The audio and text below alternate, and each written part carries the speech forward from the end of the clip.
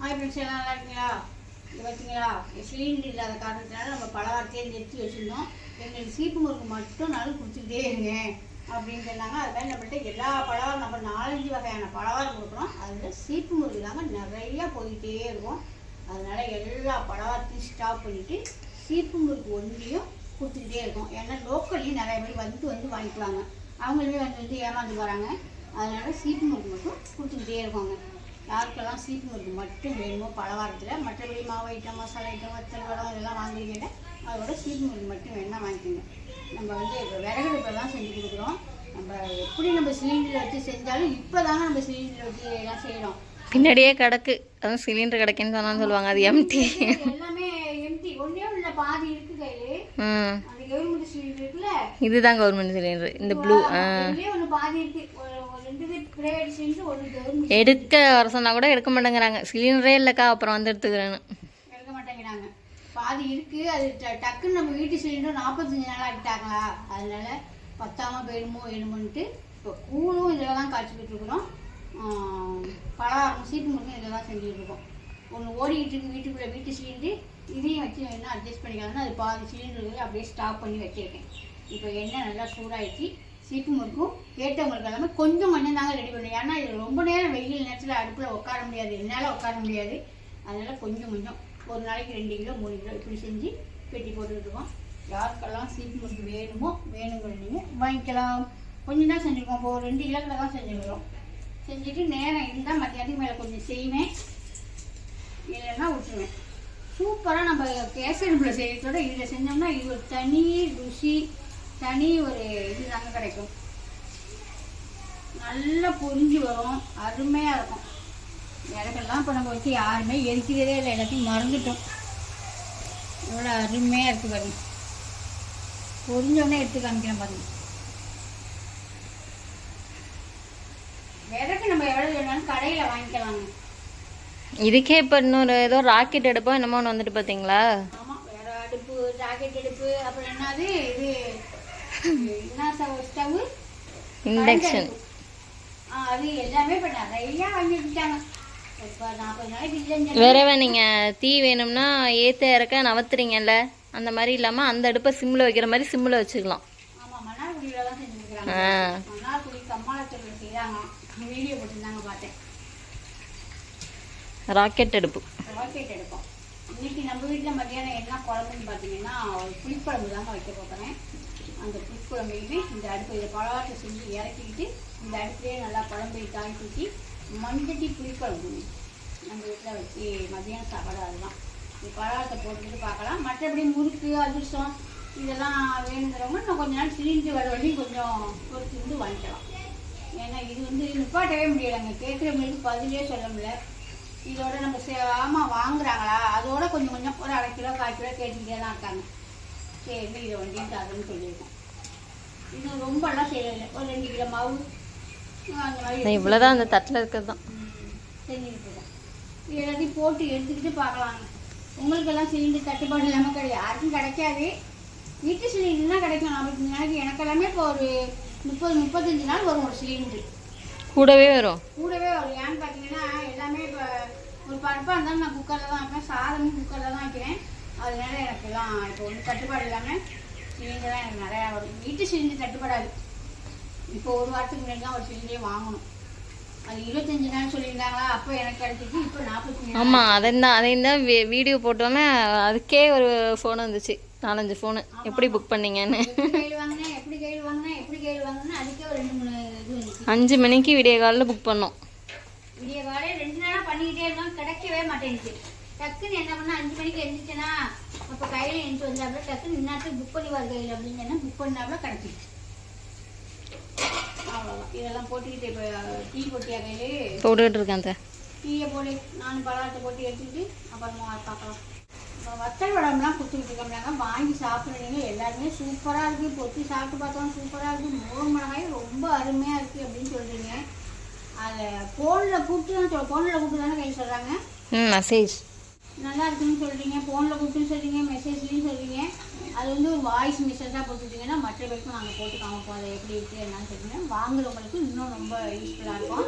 அப்புறம் நேற்று ஒருத்தவங்க 10 கிலோ போட்டுக்கிட்டியா வத்தல், 5 கிலோ கிள்ளு வத்தல், 4 கிலோ ஜவ்வரிசி வத்தல், 4 கிலோ கூழ் வத்தல், 4 கிலோ கூழ் வத்தல், 1 கிலோ ஜவ்வரிசி வத்தல், டோட்டலாக 10 கிலோ போட்டுட்டேன். ஆமாம். அது வந்து முதல் நாள் போட்டால் மத்தியானம் போய் அவங்களுக்கு கிடச்சிருச்சு. அவங்க நேற்று வாங்கி போட்டு சாப்பிட்டு பார்த்து வத்தெல்லாம் அவ்வளோ சூப்பராக பட்டையை கலப்புமா, அருமையாக போடுறீங்கம்மா அப்படின்னு சொல்லி ஃபோன் பண்ணி சொன்னாங்களா, கமெண்ட்டில் சொன்னாங்களா? ஃபோன் பண்ணாங்க. ஃபோன் பண்ணி சொல்லியிருக்காங்க.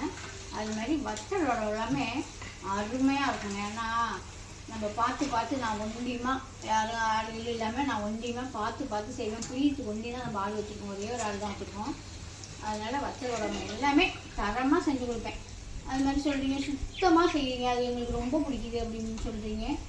சுத்தமாக எப்படி நம்ம வீட்டுக்கு செய்கிறோமோ சொன்னாலும் முடிஞ்சாலும் முடியலனாலும் ரொம்ப சுத்தத்தில் ரொம்ப சுத்தம் பண்ணிகிட்டே இருப்பாங்க. எப்படி முடியலனாலும் சுத்தம் பண்ணிக்கிட்டே தான் ஆட்டேன். அது என்னோடய பழக்கம். அதனால மாடி எல்லாமே கம்ப்ளீட்டாக நம்ம சாயந்தரம் அள்ளிட்டு என்னென்ன செய்யணுமோ செஞ்சுட்டு தான் வருவேன். இப்போ இது வெந்துச்சு, 2வது சுட்டு எவ்வளோ சூப்பராக இருக்குன்னு காமிக்கிறேன் பாருங்க. உங்கள்கிட்ட எடுத்துக்கிட்டேன் எவ்வளோ சூப்பராக அருமையாக இருக்குது பாருங்க. நல்ல ஒரு கலர்ஃபுல்லாக ஒத்தாப்பில் வெந்து நல்லா இருக்கு. நீங்கள் ஆர்டர் போடுற நீங்களும் சீப்புங்குருக்கு நம்ம கேசரிப்பில் செஞ்சோம்னா நான் டக்குன்னு ஒரு நாளைக்கு 5-6 கிலோ கூட செய்வோம். அந்த மாதிரி இல்லாமல் கொஞ்சம் பொறுமையாக தான் வாங்கிக்கணும். முன்னாடி சொல்கிறவங்களுக்கு சிட்டாக போட்டுக்கிட்டு இருப்போம். இதில் என்ன செய்யணும்னா கேசருக்கு அந்த இதுக்கு ஒண்டி சட்டின்னு ஒண்டி எரியும். இது வேகமாக எரியும். எல்லாம் ரெடி பண்ணி வச்சுக்கிட்டு அந்த அடுப்பெல்லாம் விறகடுப்பெல்லாம் பற்ற வைக்கணும். எல்லாமே ரெடி பண்ணி வச்சுட்டு இப்போ பற்ற வச்சுருக்கேன். பலகாரம் செஞ்சு முடிச்சுட்டு அதுலேயே குழம்பு தளிச்சு எடுத்துகிட்டு போயிடலான்னு குழம்பு தளிச்சு வச்சுக்கோங்க. மஞ்சள் வச்சு அழகாக நல்லா எண்ணெயை ஊற்றி எண்ணெய் சூடானோடனே வெந்தயம் வெடித்தோடனே அப்புறம் சின்ன வெங்காயம் 2 தான் கட் பண்ணி போடுவாங்க. கட் பண்ணி போட்டு வெங்காயம் நல்லா வதங்கட்டும். அதுக்கு காய பண்ணணும். கத்திரிக்காய் முழுசாக 2 கீரைத்தண்டு, கொத்தரங்காய், ஒரு முருங்கைக்காய், கத்திரிக்காய் போட்டு நல்லா வதக்கிட்டு புளிக்குழம்பு. இந்த கொத்தரங்காய் போட்டு புளிக்குழம்புலாம் வச்சா யாருக்கெல்லாம் பிடிக்கும்னு கம்மாண்ட சொல்லுங்கள். கத்திரிக்காய் பாருங்கள், நல்லா பிஞ்சு கத்திரிக்காய், கீரைத்தண்டு, கொத்தரங்காய் அரிஞ்சு இந்த காயெல்லாம் போட்டு நல்லா வதக்கி விட்டுடலாம். அனல் கிடக்கு பலவாரம் செஞ்ச மாதிரி சீப்பு முடிச்சு அந்த அனலே போடும். வாங்க சீப்பு முடிக்க மாட்டோம். ஒரே மாதிரி இருந்திருக்கா, இவ்வளோ தாங்க. ஒரு 2 கிலோ அவ்வளோதான் செய்யலாம். ஏன்னா நம்ம கேசரிக்குனா நிறையா கூட கொடுத்து செய்யலாம். இவ்வளோ தாங்க செய்யலாம். இதை செஞ்சு முடிச்சுட்டு இப்போ குழம்பு தான் தாளிக்கிறேன். காரம்லாம் குக்கரில் தாங்க வைப்பேன். அப்புறம் வந்து இதில் இப்போ என்ன சேர்த்துக்கணும் பார்த்தீங்கன்னா, நம்ம கலந்த தூள், மீன் மசாலா போட்டு குழம்பு தான் நல்லாயிருக்கும்.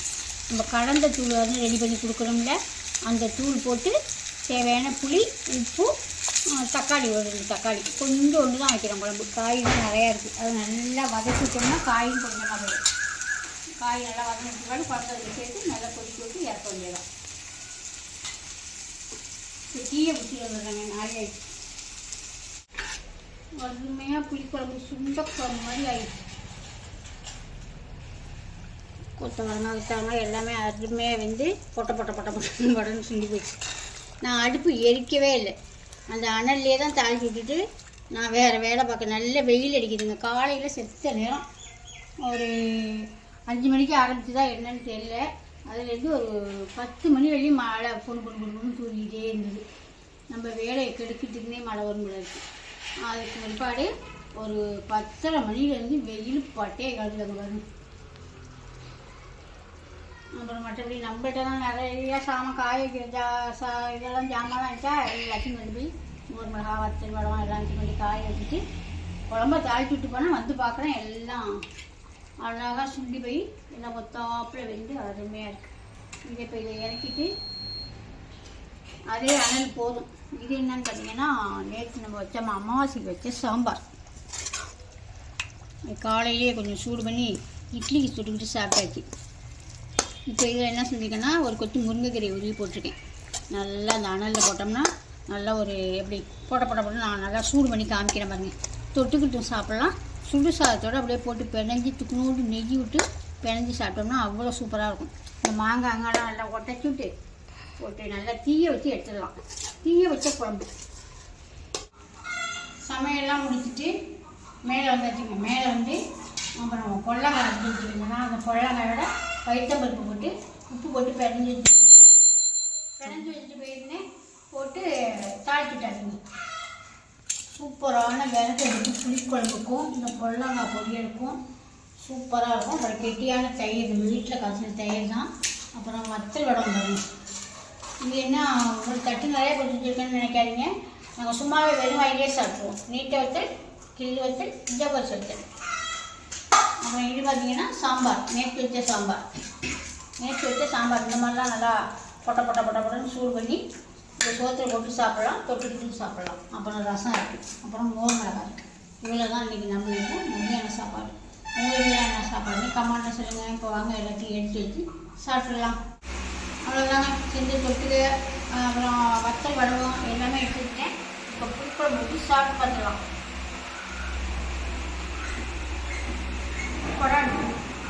இந்த கொத்தரங்காய், அந்த கீரை தண்டு, அந்த வாசத்தோட அவ்வளோ ஒரு அருமையாக இருக்கும். இந்த கொத்தரங்காய் இந்த மாதிரி கிராமத்தில் வச்ச மாதிரி கீரை தண்டெல்லாம் வச்சு போட்டு வச்சோம்னா சூப்பராக இருக்கும். இதெல்லாம் யாருக்கெல்லாம் முடியும் கமெண்ட்னு சொல்லுங்கள்.